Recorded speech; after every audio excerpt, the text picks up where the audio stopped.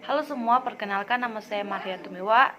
Saya merupakan salah satu mahasiswa aktif di salah satu perguruan tinggi yang ada di Sulawesi Utara, tepatnya di Kota Manado. Saya berkuliah di Politeknik Negeri Manado dan untuk saat ini saya sudah semester 6. Di video kali ini saya akan menjelaskan kepada teman-teman semua perhitungan atau perbandingan antara neraca dan laporan rugi laba dari dua periode, yaitu pada tahun 2010 dan tahun 2011. Kita akan melihat perbandingan antara kedua tahun ini, perbandingan antara neraca dan laporan rugi laba dari 2 tahun berturut-turut ini. Untuk mengetahui lebih lanjut, saksikan penjelasan saya tentang perbandingan neraca dan laporan rugi laba ini. Nah, di sini saya akan menjelaskan kepada teman-teman perbandingan antara neraca dan laporan laba rugi pada tahun 2010 dan tahun 2011 di PT Suka-Suka. Di sini teman-teman bisa melihat laporan neraca dan laporan laba rugi di tahun 2010 dan tahun 2011. Di sini sudah saya masukkan pada kolom-kolom di sini. Di sini ada aktiva lancar dengan adanya kas, piutang dagang, piutang wesel, persediaan, persekot biaya, total aktiva lancar, dan berikutnya aktiva tetap yaitu tanah, gedung, alat-alat kantor, dan sebagainya. Dan berikut total aktiva tetap. Nah, di sini ada total aktiva tetap. Selanjutnya hutang dan modal, hutang lancar, hutang dagang, hutang wesel, hutang gaji. Total hutang lancar, dan selanjutnya hutang panjang, yaitu hutang obligasi dengan total hutang. Berikutnya modal saham biasa, laba ditahan. Berikutnya total modal, total pasifa. Berikut lagi ada penjualan bruto, return penjualan, penjualan neto, harga pokok penjualan, persediaan awal, pembelian neto, persediaan yang siap dijual, persediaan akhir, harga pokok penjualan, laba kotor. Dan selanjutnya biaya operasi, biaya penjualan, biaya administrasi, biaya gaji, salesman, biaya sewa kantor, penjualan, biaya kantor penjualan, biaya gaji lainnya. Berikutnya gaji, jumlah biaya penjualan. Berikutnya biaya administrasi dan umum. Di dalamnya ada biaya gaji administrasi, biaya listrik dan telepon, biaya umum kantor, kerugian piutang. Selanjutnya jumlah biaya administrasi dan umum. Dan berikut total biaya operasi, yaitu laba bersih operasi atau biasa EBIT. Di situ ada biaya bunga. Dan selanjutnya laba bersih sebelum pajak, dan terakhir dividen. Di sini kita akan melihat perbandingan di antara tabel-tabel ini yang sudah saya masukkan. Di sini nilai-nilainya. Sini saya akan menjelaskan kepada teman-teman semua perbandingan dari semua di sini, perbandingan yang ada di kolom di sini yang telah saya masukkan nilai-nilainya juga. Nah, oke, di bawah saya sudah menulis penjelasannya. Di sini pertanyaan di sini, bandingkanlah kedua laporan keuangan di atas serta analisa dan lengkapi kedua tabel perbandingan tersebut. Di atas saya sudah melengkapi perbandingannya. Saya sudah mengisi jawaban-jawabannya dari perbandingan-perbandingan yang telah ada. Dan di sini saya akan menjawab pada jawaban yang pertama, itu kas. Pada tahun 2010, kas sebesar 545.500 dan pada tahun 2011 mengalami peningkatan, yaitu 919.700 rupiah. Perbandingan antara kas tahun 2011 atas 2010 terjadi peningkatan sebesar 374.200 rupiah dengan naiknya presentasi sebesar 0,68% dengan rasio sebanyak 1,6 kali. Kesimpulannya, kas pada tahun 2011 terjadi peningkatan atas kas pada tahun 2010, masih wajar dan sehat. Yang berikutnya adalah piutang dagang. Pada tahun 2010 Piutang dagang adalah 1.324.200 rupiah dan tahun 2011 mengalami peningkatan sebesar 1.612.800 rupiah. Perbandingan antara piutang usaha pada tahun 2011 atas 2010 mengalami peningkatan sebesar 288.600 rupiah. Dengan naiknya persentase sebesar 0,21% dengan rasio sebanyak 1,21 kali. Kesimpulannya di sini, piutang dagang pada tahun 2011 terjadi peningkatan atas piutang dagang tahun 2010 dan ini bisa dikatakan masih wajar dilakukan. Berikutnya yaitu piutang wesel. Pada tahun 2010, piutang wesel sebesar 500.000 dan tahun 2011 mengalami pengurangan menjadi 250.000. Perbandingan antara piutang wesel pada tahun 2010 dan pada tahun 2011 atas 2010 mengalami pengurangan sebesar 250 dengan naiknya persentase sebesar 0,5% dengan rasio sebanyak 5 kali. Kesimpulannya, piutang wesel pada tahun 2010 atas 2000 piutang wesel pada tahun 2011 atas 2010 mengalami perbedaan yang cukup besar yaitu 0,5% sehingga dikatakan baik. Yang berikutnya itu persediaan. Pada tahun 2010 persediaan di sini 51.200 rupiah. Di situ sudah ada pada tabel yang telah tertera. Dan tahun 2011 mengalami peningkatan sebesar 1.056.500. Perbandingan antara persediaan pada tahun 2011 dan atas 2010 mengalami peningkatan sebesar 1.5.300 dengan 1.5.300 dengan naiknya persentase sebesar 16,6% dengan rasio sebanyak 20,63 kali. Kesimpulannya, persediaan pada tahun 2011 terjadi peningkatan atas persediaan dagang tahun 2010, maka ini dikatakan tidak sehat. Persekut biaya pada tahun 2010 yaitu 46.000 dan pada tahun 2011 sebesar 37. Perbandingan antara persekut biaya pada tahun 2011 atas 2010 mengalami penurunan sebesar 9.000 dengan naiknya persentase sebesar 55% dengan rasio 8 kali. Kesimpulan, dengan naiknya rasio 8 kali, jadi kesimpulan di sini persekut biaya pada tahun 2011 terjadi penurunan sehingga dikatakan sehat dan baik. Yang berikut adalah tanah. Pada tahun 2010, biaya tanah yang dikeluarkan sebesar 200.000 dan pada tahun 2011 pun biaya tanah yang dikeluarkan masih sama, sehingga perbandingan tahun 2011 atas 2010 terjadi persamaan, maka yaitu 0 dengan persentase 0% dengan rasio 1 kali. Kesimpulannya, tanah pada tahun 2011 dan tahun 2010 biayanya masih sama. Yang berikut yaitu gedung. Pada tahun 2010 biaya gedung di sini ada 1.600.000 dan pada tahun 2011 mengalami peningkatan yaitu 2 juta. Perbandingan antara persediaan pada tahun 2011 atas 2010 mengalami peningkatan sebesar 400 dengan naiknya persentase sebesar 0,25% dengan rasio 1,25 kali. Yang berikut adalah kesimpulan. Gedung tahun 2011 terjadi peningkatan sehingga bisa dikatakan baik juga karena mungkin menambah peralatan atau menambah barang-barang yang akan digunakan dalam suatu perusahaan ini. Dan berikut yaitu alat-alat kantor pada tahun 2010 sebesar 700.000 dan pada tahun 2011 mengalami peningkatan sebesar 850.000. Perbandingan antara persediaan pada tahun 2011 atas 2010 mengalami peningkatan sebesar 150.000 dengan naiknya persentase sebesar 0,21% dengan persentase 1,25 kali.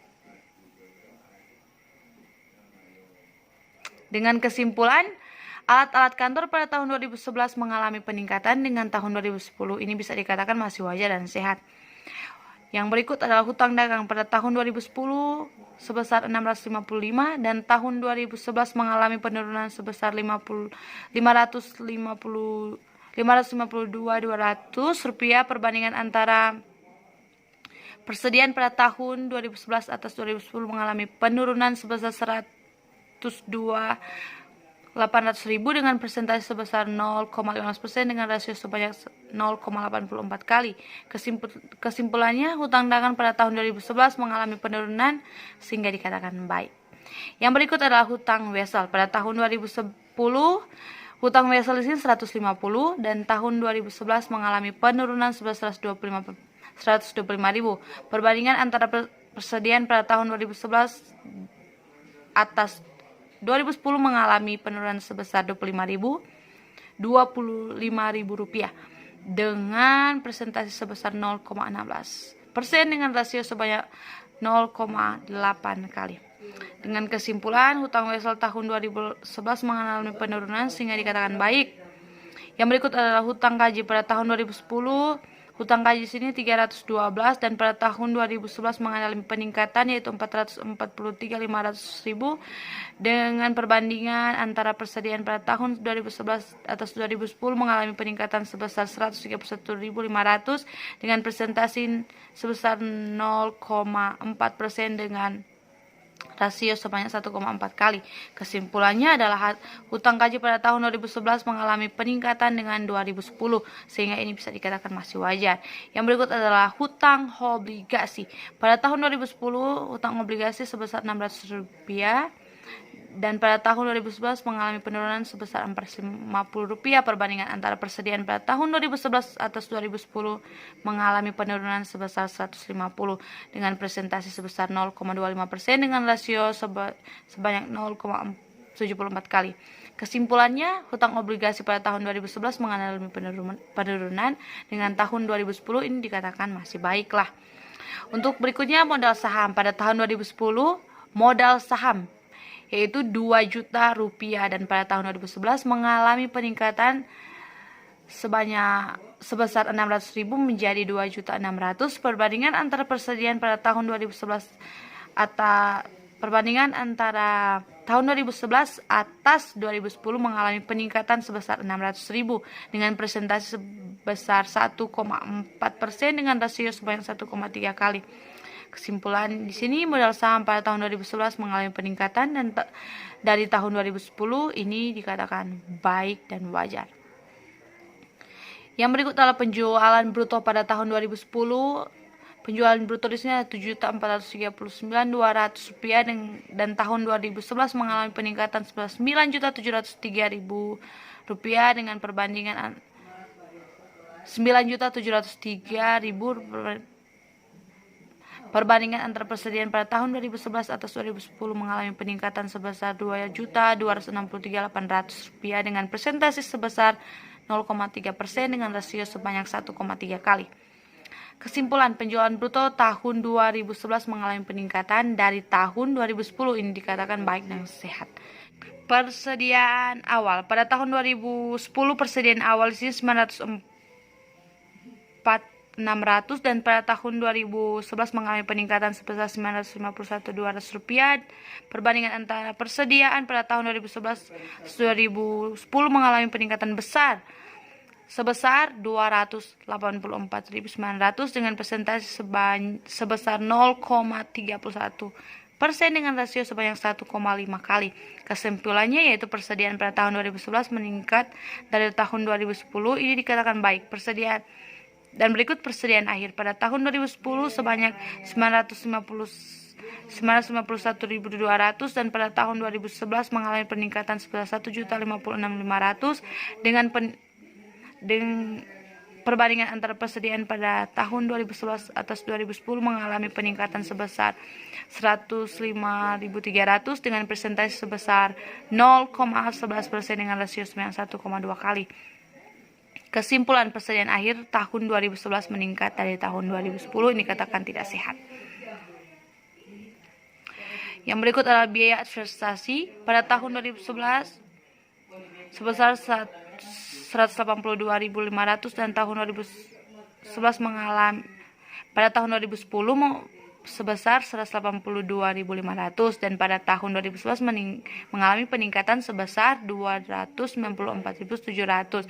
Perbandingan antara persediaan pada tahun 2011 pada tahun 2011 atas 2010 mengalami peningkatan sebesar 112.200 dengan persentase sebesar 0,61 dengan rasio sebanyak 1,61 kali. Kesimpulannya, biaya administrasi pada tahun 2011 meningkat dari tahun 2010. Ini bisa dikatakan baik dan wajar. Yang berikut adalah biaya gaji salesman.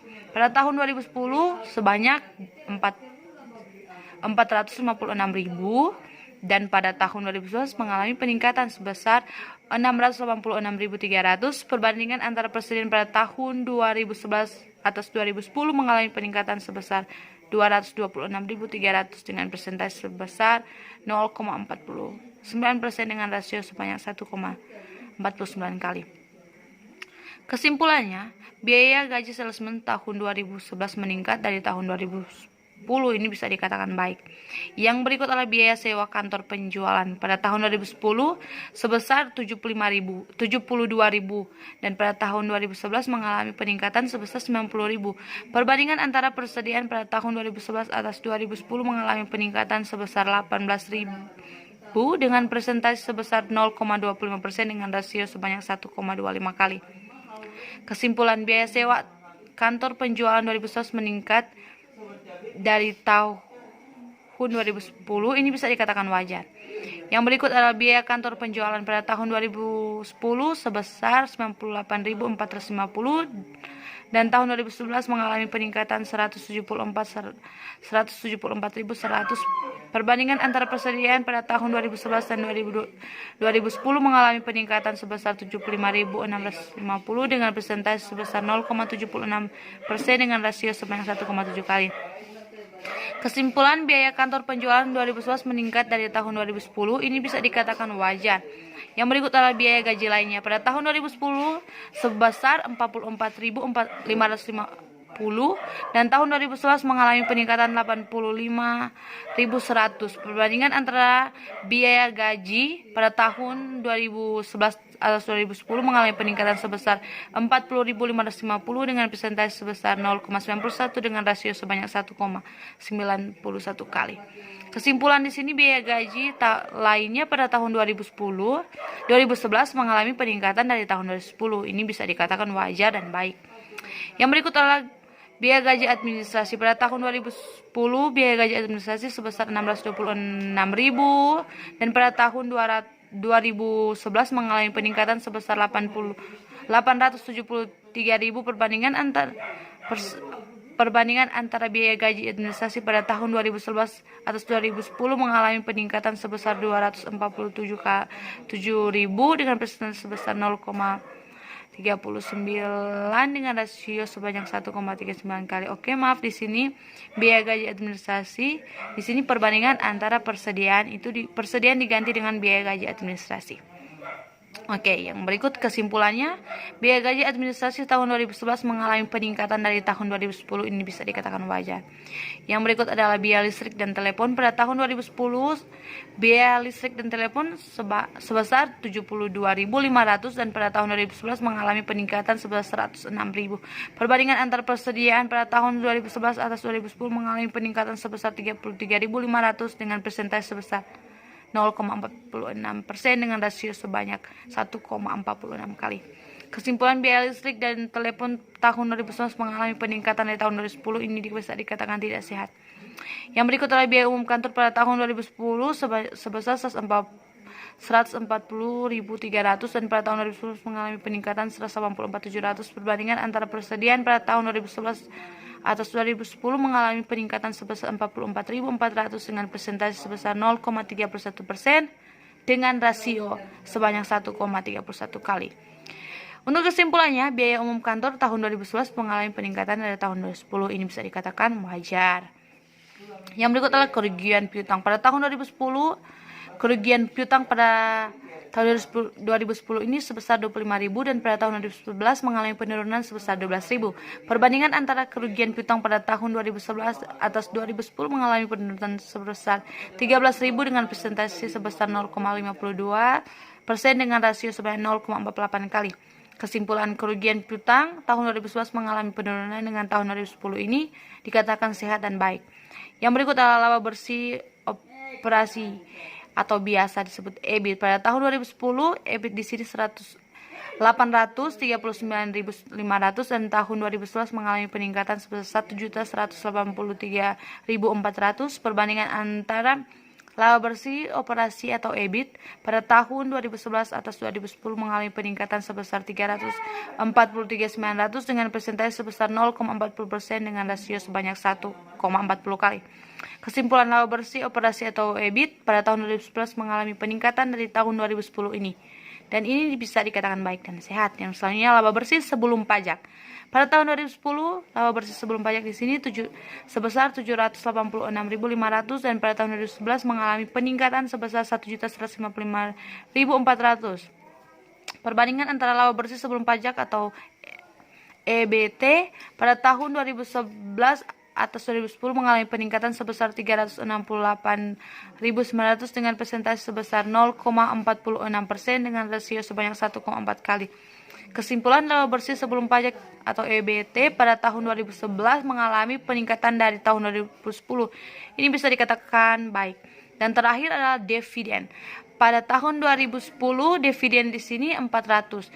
Dividen di sini laba bersih yang akan dibagikan pada pemegang saham. Jadi di sini dividen di sini sebesar 400.000 dan pada tahun 2011 mengalami peningkatan sebesar 633.500. Perbandingan antara dividen pada tahun 2010 atas 2010 perbandingan antara dividen pada tahun 2011 atas 2010 mengalami peningkatan sebesar 0,58. Jadi di sini 0,58%. Jadi di sini hampir setengah persen di sini. Hampir 1% di sini yang dividennya yang akan dibagikan meningkat dari tahun sebelumnya dengan rasio 1,5 kali.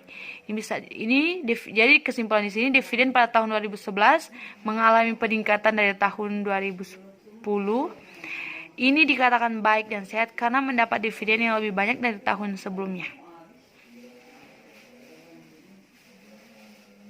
Nah, terima kasih teman-teman. Itu saja yang bisa saya jelaskan dari perbandingan antara kedua tahun ini dari neraca dan laporan rugi laba. Semoga bermanfaat bagi teman-teman. Maaf kalau ada kesalahan kata atau pengucapan yang terlalu cepat mungkin. Jadi semoga bermanfaat buat teman-teman. Semangat terus. Semoga apa yang saya sampaikan ini bisa berguna buat yang menonton dan yang menyaksikan. Terima kasih, saya Maria Tumiwa mengucapkan